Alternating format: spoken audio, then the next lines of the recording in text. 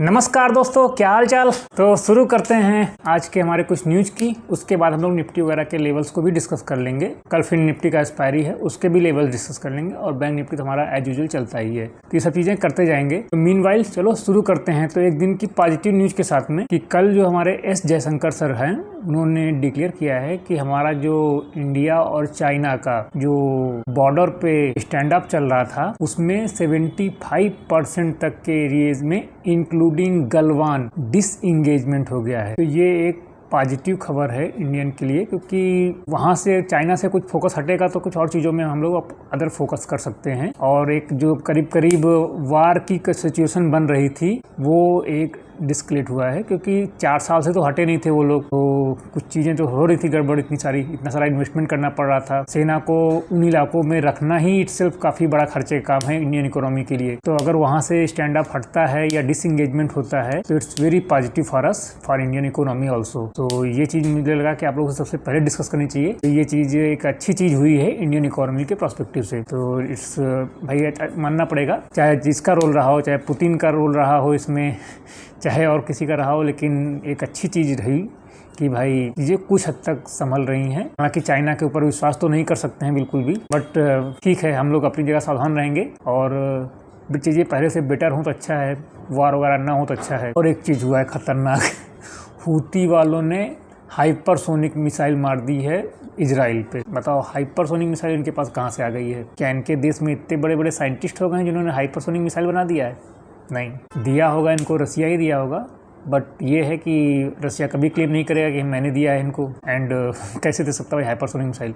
और हाइपरसोनिक जब मिसाइल मारी गई है तो उसको रास्ते में यूएस के बहुत सारे जो हैं युद्धवाहक पोत जो हैं उन्होंने देखा, लेकिन क्योंकि ये हाइपरसोनिक मिसाइल थी तो वो रोक नहीं पाए इसको ना। उसको इंटरसेप्ट तो किया, लेकिन जब तक रिएक्ट करे तब तक निकल गई थी वो।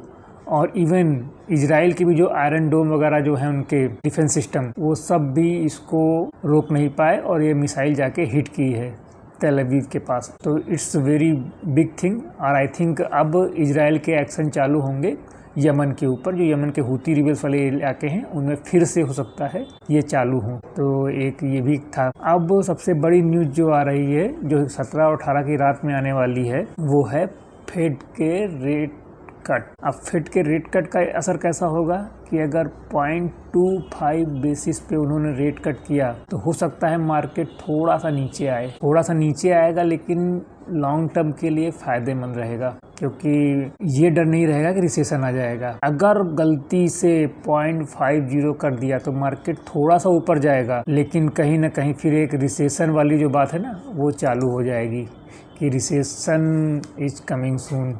तो भाई हम तो यही मना रहे हैं कि 0.25 बीपीएस का ही कटौती हो रेट कट। और रेट कट से याद आया कि जो यूएसए का है डेब्ट टू जीडीपी रेशियो वो करीब 123 है। मतलब जीडीपी सपोज उनकी है 100 रुपये तो उनके ऊपर डेप्थ है 123। तो देखो कुछ हद तक जो डेप्थ है वो सही माना जाता है। जैसे कि सऊदी अरबिया वगैरह का है तो वहाँ पे 30% है, मतलब उनकी कमाई 100 रुपये है तो डेप्थ कुल 30 है। इंडिया की भी करीब 0.81, मतलब ये 100 रुपये जीडीपी है तो 81% है करीब डेप्थ। जीडीपी का 81% है, वो भी ओके है। प्रॉब्लम कहाँ शुरू होती है? प्रॉब्लम शुरू होती है 90 के अबव। जहाँ 90 के अबव जाना चालू होता है वहीं पे प्रॉब्लम होना चालू होता है। तो क्या यूएसए का डेप्थ टू जीडीपी सबसे ज़्यादा है? नहीं, इटली का इससे ज़्यादा है, स्पेन का इससे ज़्यादा है, बहुत सारे कंट्रीज हैं, फ्रांस का भी ज़्यादा है। तो European countries are not in very good shape now. So ये तो चीज़ें हो गई हैं। अब रेट कट होने से हिस्टोरिकली क्या क्या हुआ है? तो हिस्टोरिकली ज़रूरी नहीं है कि हर बार रेट कट होने से मार्केट पॉजिटिव ही जाए। रेट कट होने का मतलब ये भी हो सकता है कि रिसेशन इज कमिंग सून। क्योंकि रेट कट हो रहा है मतलब लोगों के पास बाइंग कैपेसिटी ज़्यादा आ रही है, फिर भी लोग बाई नहीं कर रहे हैं क्योंकि पैसा ही नहीं है। तो ये चीज़ें भी कई बार आती हैं।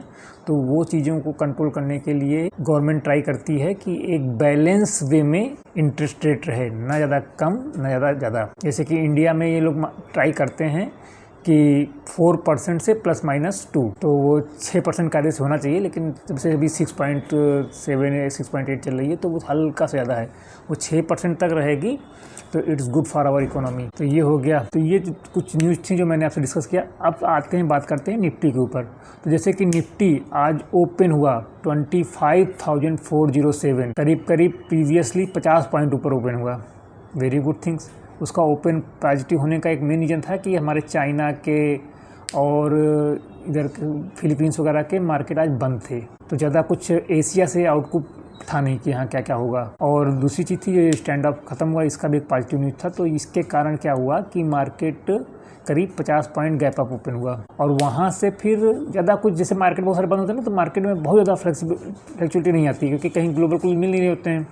तो वही सेम चीज़ इसके साथ हुआ। 407 पे ओपन हुआ, उसके बाद हाई गया 25,446 पे, और वहाँ से 446 मारने के बाद में एक डिप भी 100 पॉइंट का डिप था करीबन, वो अपने जो लो तक आया है 25,336 तक लो मारा, और बाद में जो क्लोज हुआ वो करीब 25,384 पे क्लोज हो गया। तो मोटा मोटी 100 पॉइंट की रेंज में ऊपर नीचे होकर ये क्लोज हो गया।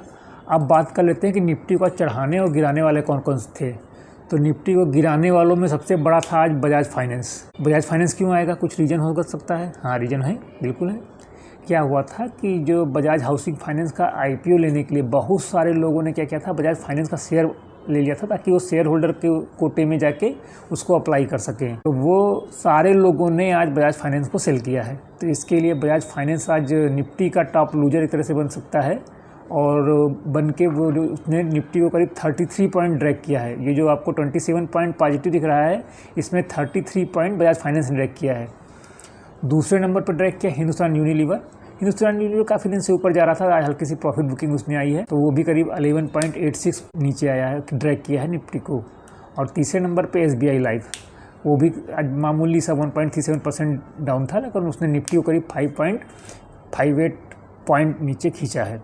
अब बात कर लेते हैं निफ्टी को आज ऊपर कौन को चढ़ाया है। तो ऊपर चढ़ाने वालों में ICICI बैंक, L&T और JSW स्टील था। तो मोटा मोटी आज एक फ्लैट टाइप से ही बात हुआ, और केवल 27 पॉइंट ऊपर जाके ही निफ्टी ने क्लोजिंग दे दी। अब बात करते हैं निफ्टी के सपोर्ट एंड रेजिस्टेंस की।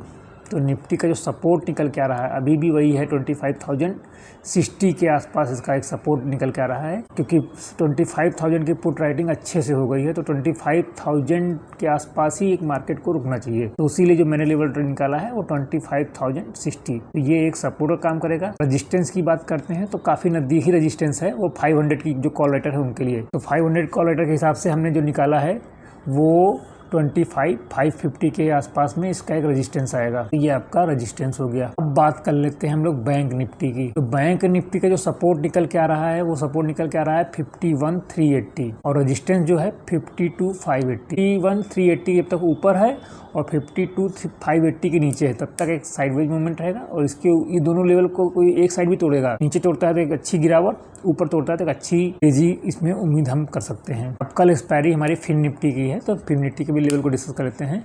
फिन निफ्टी का जो सपोर्ट रहेगा वो 23,480 के आसपास रहेगा। करीब जो 23,500 की पुट राइटिंग है वो तगड़ी है, तो उसी के हिसाब से सपोर्ट डिजाइन हुआ है। तो उसके हिसाब से 23,480 का एक सपोर्ट है, और रजिस्टेंस बात करेंगे तो 24,240 का रजिस्टेंस है। अगर मार्केट कल 24,240 के ऊपर जाता है तो एक अच्छी तेजी की उम्मीद कर सकते हैं, या नीचे गिरता है तो नीचे खैर काफ़ी दूर है वो, तो उतना जाने का सपोर्ट तक जाने के चांसेस कम है। फिर भी 23,480 का अगर सपोर्ट तोड़ा तो एक तेज गिरावट पॉसिबल है। तो ये सब बातें तो हो गई हमारी निफ्टी, बैंक निफ्टी, फिर निफ्टी को हमने डिस्कस कर लिया है। बाकी आपको और कुछ अगर चाहिए तो हमें कमेंट बॉक्स में इसका करिए, और अभी तक अगर आप चैनल में हैं तो हमारे चैनल को प्लीज़ सब्सक्राइब करिए, अपने दोस्तों के साथ शेयर करिए, सो दैट हम लोग का फैमिली टुगेदर ग्रो हो और हमें मोटिवेशन मिलता रहे। Thank you.